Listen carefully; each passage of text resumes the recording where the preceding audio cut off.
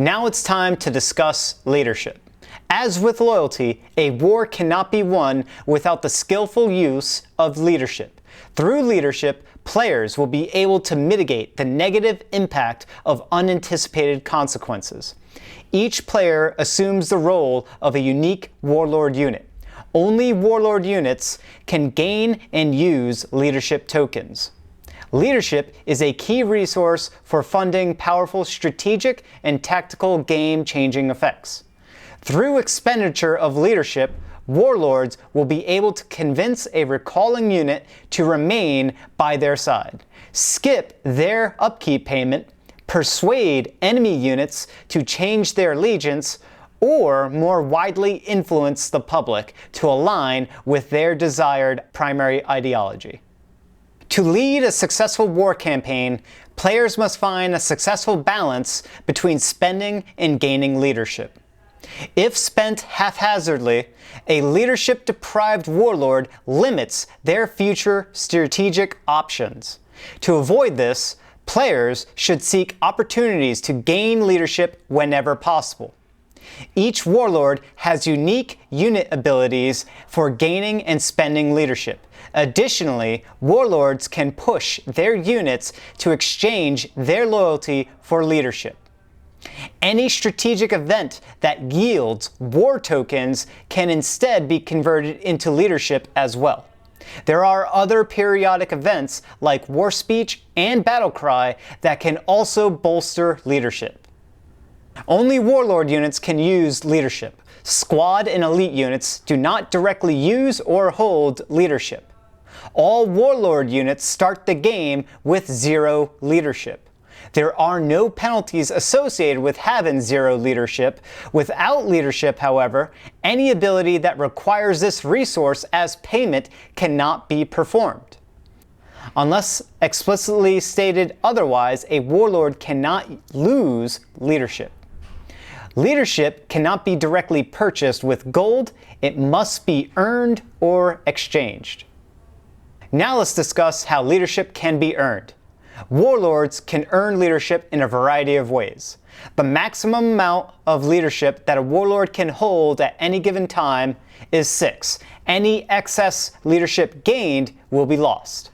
Each warlord unit can earn leadership through their unique abilities. Because each warlord has their own unique playstyle, the way their abilities can earn leadership will also be unique. These abilities can motivate players into making different strategic decisions based on the warlord that they selected at the start of a game session. Whenever a warlord successfully performs the universal duel ability, they gain 1 leadership, regardless of whether the opponent accepts or declines the challenge. More details on dueling later.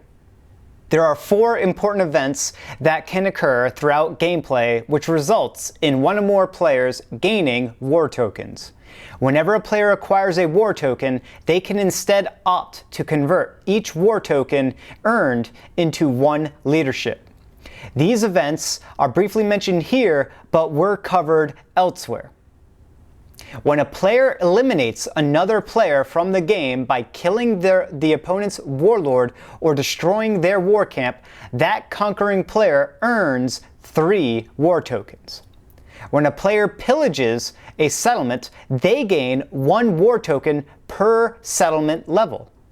During the Influence the Public event, the player that wins the leadership bid gains 2 war tokens. Finally, during Concede, if a player chooses to concede, all remaining players will gain 1 war token. As mentioned before, a warlord can leverage and push their loyal units to gain leadership. During the end of round rules and events for exchange leadership, players can pay 3 loyalty split across any number of their ally units, and have their warlord gain 1 leadership for each of these 3 loyalty exchanges. This exchange can be repeated multiple times as long as the player's units have enough loyalty for each of these exchanges. During the War Speech event, each player can decide between gaining 1 leadership for their warlord or 1 loyalty for each of their deployed units. This event only occurs once during the first round of the game.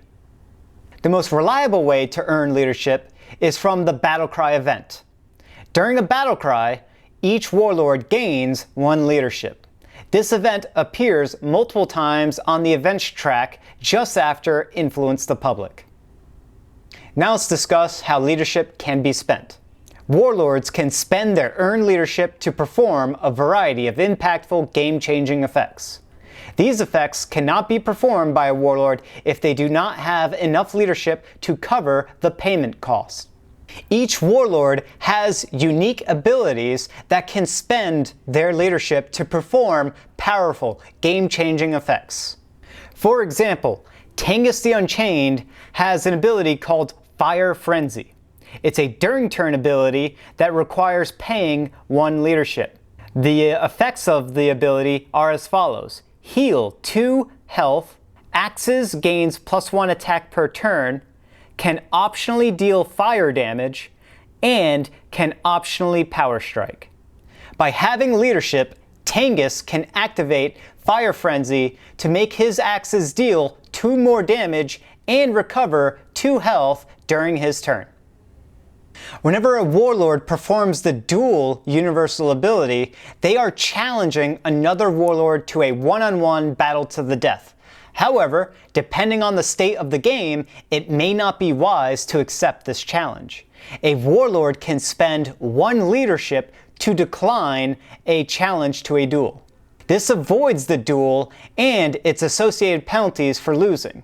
More details on duels later. As with squad and elite units, warlords can also perform a power strike. Instead of paying loyalty, warlord units must pay 1 leadership to perform this universal ability.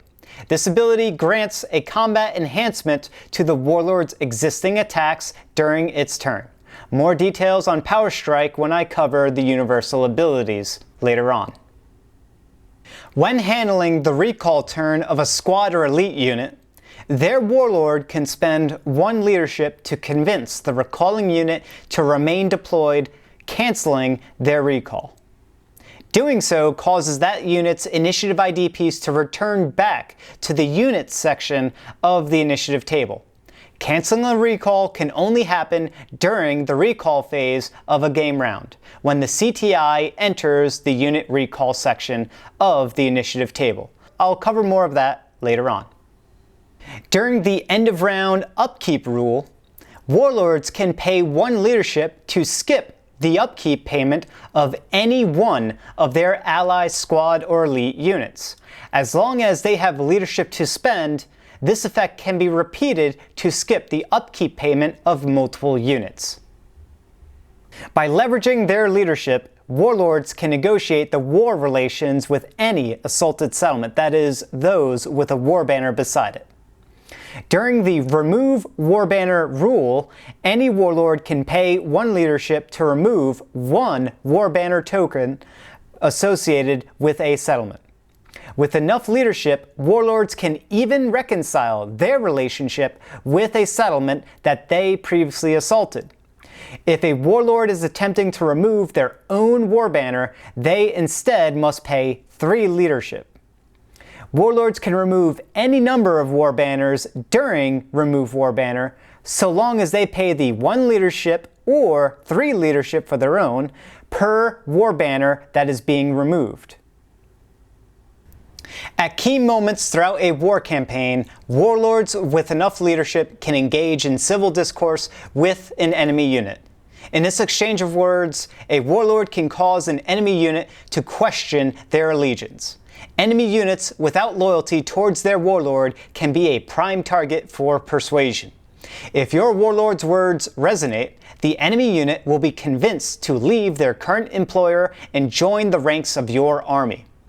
During the end of round rules and events, when the dragon moves along the events track, it will periodically trigger the Persuade event. This event allows each warlord to perform the Persuade ability. Starting with player 1.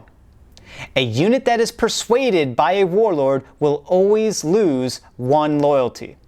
Afterwards, an assessment is made to determine if the unit joins the warlord's army or is forced to start a recall. If the unit is forced to start a recall, rather than join the warlord's army, it gets disabled. The details of Persuade are as follows. Pay 2 leadership, target 1 enemy squad or elite unit within your warlord's presence. It loses 1 loyalty. If the targeted unit were to be recalled as a result, you gain ownership and control of it instead. The unit does not get disabled or recalled. Discount the leadership cost by 1 for each of the unit's alignments that match your warlord's alignments. Good warlords cannot gain ownership and control of evil units, and evil warlords cannot gain ownership and control of good units. Instead, they will proceed with being recalled and then disabled. Disabled units cannot lose loyalty and therefore cannot be targeted with Persuade. For an example of how leadership can be discounted from its initial default of 2 leadership cost, take Tengus the Unchained, who is a Chaos Evil warlord, and the Begotten Witches. If Tengus were to persuade an enemy Begotten Witches unit, that persuade cost would be 0 leadership.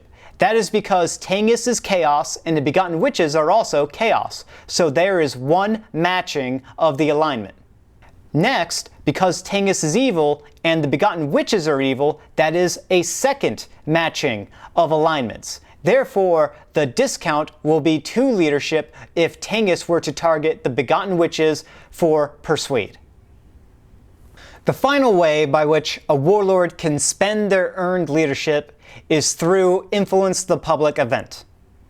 A warlord's message must occasionally reach the ears of the public to evoke an ideological response from the masses. The propaganda of all warlords competes for public attention, and only the message of the most influential leader will resonate as truth. When this occurs, the public, units included, of the region will be influenced by a mass psychosis of the warlord's choice. During the end of round rules and events, when the dragon moves along the events track, it will periodically trigger the Influence the Public event. Starting with player 1, each player openly bids some amount of leadership to influence the public opinion. Bidding continues until the highest standing bid wins. Bids cannot tie. The winner of the bid gains 2 war tokens. They can also enforce order, incite revolt, or stifle rumors. And optionally, they can move the dragon again, triggering the next Battlecry event. Based on who wins Influence the Public, one of 3 different effects can occur. That of incite revolt, enforce order, or stifle rumors. If the winning warlord chooses to stifle rumors, nothing happens. However, if a warlord decides to incite revolt, all chaos units, your units, and the enemy's will gain 1 loyalty. In addition, all law units will lose 1 loyalty. Instead, if they opt to enforce order, all law units will gain 1 loyalty while all chaos units will lose 1 loyalty. Now, a warlord with a law alignment cannot choose to incite revolt if they win Influence the Public event. Just as a warlord with a chaos alignment cannot choose to enforce order when they win an Influence the Public event. However, all warlords, regardless of their alignment, can always choose to stifle rumors. A warlord that is neither chaos or law, such as a neutral warlord like Anazandra Soul Judiciary, they could choose any of the 3 options on how to influence the public. To summarize the Influence Public event, only the winner of the bid pays leadership. The winning player gains 2 war tokens. Then they must choose whether to enforce order, incite revolt, or stifle rumors. When choosing between enforce order or incite revolt, or stifle rumors, the alignment of the player's warlord can limit and restrict these choices. Neutral warlords are not limited and can choose any of these three options. Afterwards, they can optionally decide to have the dragon move one more space forward. Doing so immediately triggers the next battlecry event.